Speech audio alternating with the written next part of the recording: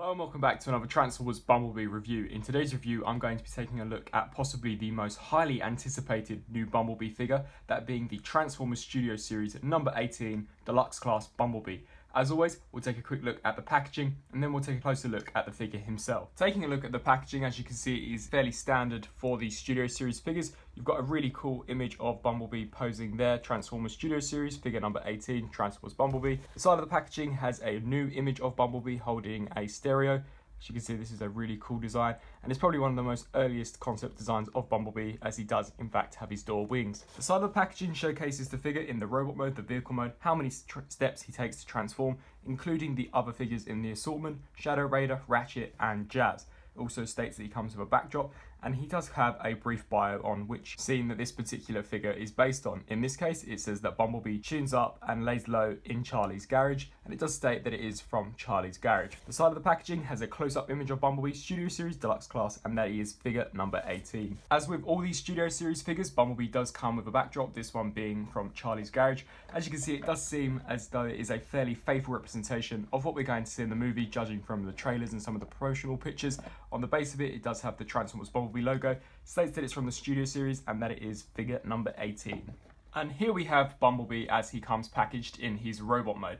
Now, starting off firstly with the details, as you can see, his head sculpt has been recreated exceptionally well. It does definitely look like what we are going to see in the movie. You've even got an Autobot insignia that is so small that my camera can't even pick it up, but it is definitely there. You've got some nice silver paint applications applied over the details, which is really very cool. I am a big fan of the way that this chest is designed. I do really like how this is all kind of squished together. It does certainly look really cool. Turning the figure around, as you can see, he does in fact have his door wings, which all the Bumblebee figures do have, from some of the gimmick figures to obviously this Studio Series figure and including the Masterpiece. So this was obviously going to be the design that was intended for the movie. However, something must have gone on and they have in fact decided to scrap the door wings. This design of Bumblebee is a lot more simplified than that of the earlier Bumblebees from the other movies. As you can see, he is very rounded and not as pointy, nor have as much parts as he previously had. As you can see, the torso, he does have some of that asymmetrical detailing that has been present on all of the Bumblebee figures. The arms are very simplistic. As you can see, there's not much in terms of detail going on there. As the same with the legs, as you can see, there's not much in terms of detail.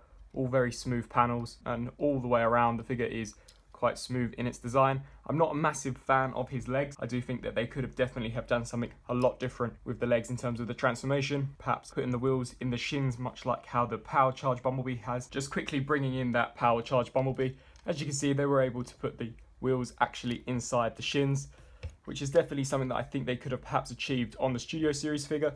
So it is a shame that they didn't in fact carry that over for this figure, and considering the Power Charge Bumblebee has so many similarities to the transformation of this figure, it is a shame that the legs weren't something that was a carryover. So overall, for detail, the figure is a fairly faithful representation of what we've seen in the movie, despite the door wings. Now, turning to the figure's articulation, this is where it actually gets very interesting. For how small Bumblebee is, and I will do some size comparisons, he is loaded with articulation.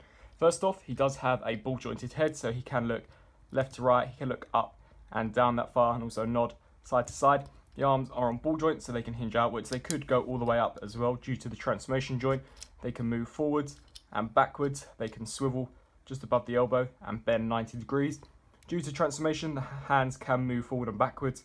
However, I'm not entirely sure of what kind of poses you would get out of that. There is a waist joint, which is really nice. However, that is to accommodate the transformation also. Turning to the articulation of the legs are on ball joints, so they can kick forwards and backwards that far. They can also do the splits. There is no thigh articulation joint, however, inside the ball joint there is a swivel joint, so that does accommodate for some of the articulation in the upper thigh. However, I would have just preferred it if they could have just put a thigh rotation joint.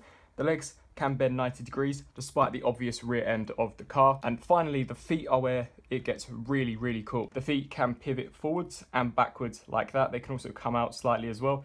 And he does have a really deep ankle pivot there. So you can get the figure in a very, very wide stance pose, especially, and it really does help when posing this figure around. Now, turning to some of the accessories that this figure comes with, and he does actually come with a fair amount. Starting off with, we do have his battle mask.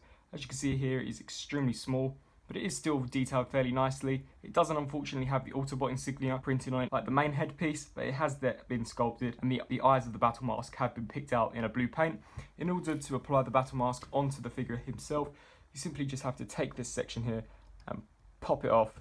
Just take some force, slide it forwards, and it will come off like that. As you can see, it does pop off, so be careful on whereabouts that does slide off. There are some holes in the mask that will fit onto the eyes, and they do just slide on very securely. And there you've got Bumblebee with his battle mask, which is personally my preferred look for this figure.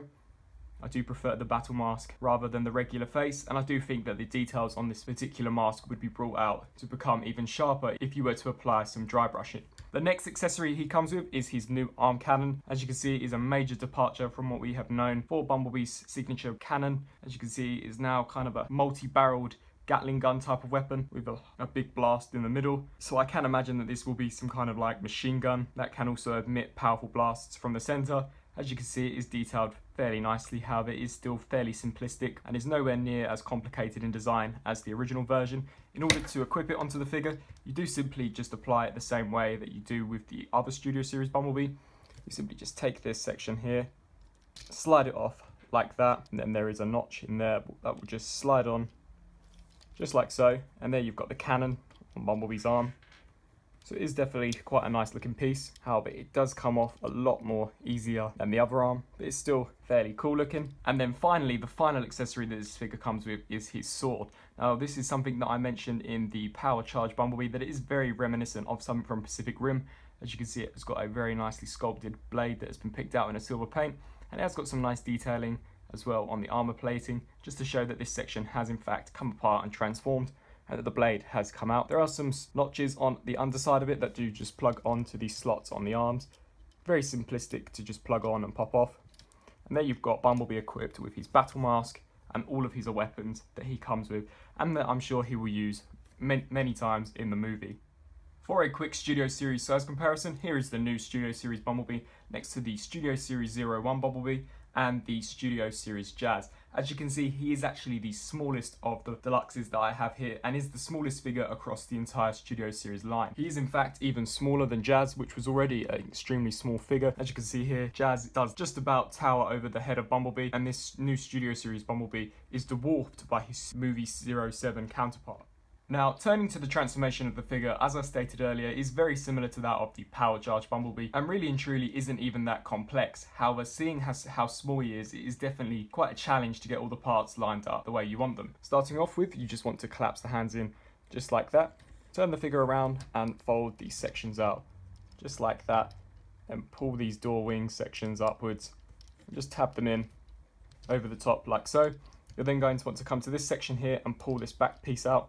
It does take quite a lot to just pull it out, but it will pull out, and then you can completely unfold the entire roof section as well as the hood of the vehicle mode. You're then going to want to take the waist section and rotate it all the way around until the back of the legs are now facing the front section. Turn the figure around, and you're going to want to separate this black piece here from the shins, so just lift them up like this. Now they are in fact on some slider joints, as you can see there. You do want to take this and slide it forwards. It will just allow this to tab into the second shin a whole lot easier than if you do not slide it. So just repeat the same process on the other side. Move that backwards. You're then going to want to line this section up, tab that in, come to the top of the shins and tab them in like that as well, making sure that these black pieces are pushed as close together as they possibly can be. You're then going to want to come to the feet here and just pull them down and sit them alongside the shins like so. So just pull them down, have them resting like that. It will allow for clearance when you're lifting this section up. Now, combining these does create a tab that will plug into this slot here on the back. Just push this down, line it up, make sure everything's secure, and just tab it in like that. You're then going to want to take the rear section and lift it upwards over the feet like that, and when you then go to push this section down later on, it will just tab in extremely easily. Coming back to the chest section here, you're going to want to unpeg these pieces just by pulling them out and sliding them back all the way. It's very similar to the Power Charge Bumblebee, just like so. Now, similarly to the Studio Series 01B, you're going to want to take the arms, fold them in, spin them around like that, and there is some small tabs on the forearms that will peg into these sections here. They don't hold in the best, they do hold in enough to stop them from flopping around when in vehicle mode. Hold this wheel section in until you hear a small click. Just line the arms, repeat the same process on the other side until the underside looks something like this. Now you're going to want to turn your attention to these door sections. As you can see there is a slight slot here that this clear transparent piece of plastic will clip into. So it's all a matter of fact of just lining that up until it smooshes in like so. Repeat the same process on the other side. Line that tab up and just tab it in just like that. And now we're going to attempt to collapse this whole piece here on top of the rest of this. So first of all, I like to start off with the hood section. Just push it down until it clips into place like so. Try not to push on the arms, as you can see here I have disjointed them and it is quite tricky to line them up. Once the hood section is tabbed in to a fair degree, you're then going to want to try and line up some of the tabs on the windows. Just collapse those down like so. Repeat the same process on this side until you've near enough got the hood section and all these different curves where the windows are completely lined up. You're then going to want to take this section here and just slide these grooves into those tabs, just like so. Give them a firm push. And there you have Bumblebee in his Volkswagen Bug Alt mode, as seen in the new Bumblebee movie. So as you can see, the transformation is more fiddly than complex. Due to his smaller size, it is a lot more difficult to get those smaller tabs plugged in, and you don't want to apply as much force as you would to a normal size Deluxe or Voyager in case you in fact break it apart. But here we have the figure in his Volkswagen mode, and it is really small, much like his robot mode. However, that doesn't mean that he doesn't have as much detail as a bigger figure. Starting off with some of the details, as you can see, he does have a really nice sculpted bumper section. As you can see, it has been done in a silver plastic. The headlights have been picked out in a translucent plastic with some detailing behind them. The indicator lights on the top have also been picked out in an orange paint. You do have the singular wind mirror there, as well as painted window wipers. The Volkswagen logo has been sculpted into all of the wheels.